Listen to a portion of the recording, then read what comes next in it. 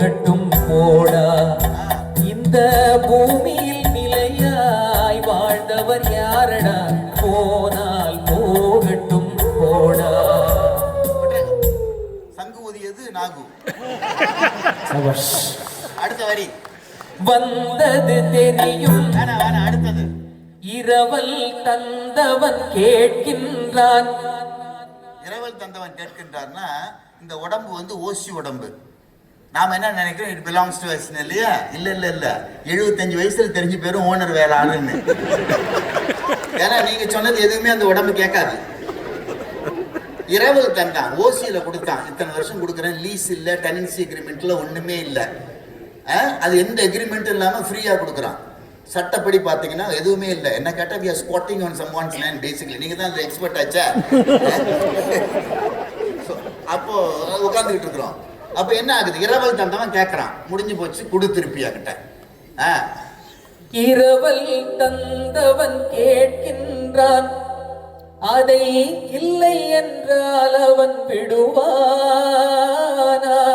இல்ல முடியாது, நான் வரது ஐடியாவே இல்லை, நான் 100 வருஷம் இருந்துட்டு வரலான்னு இருக்கிறேன், நான் இவ்வளவு ஷேர் மார்க்கெட்டை போட்டுட்டு இதெல்லாம் நான் அனுபவிக்க வேண்டியிருக்கு, பொண்டாட்டி பிள்ளைலாம் இருக்கு, எனக்கு எக்ஸ்டென்ஷன் கொடு, நான் மெதுவாக தான் வருவேன் அப்படின்னா விடமாட்டான்.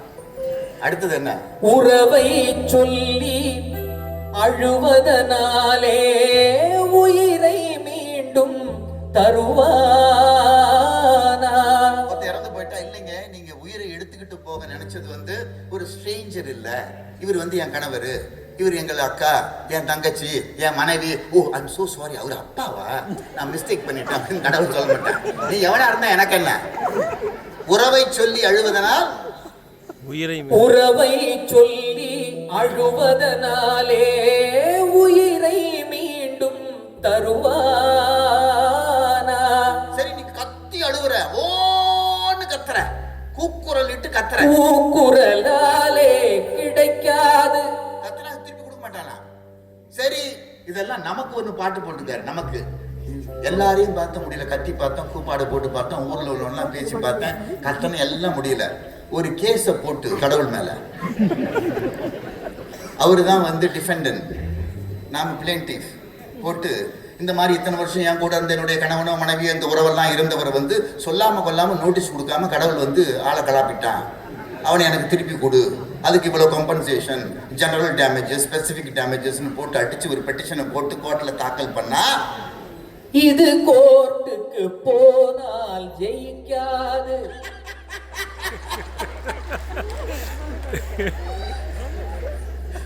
ஜெயிக்காது.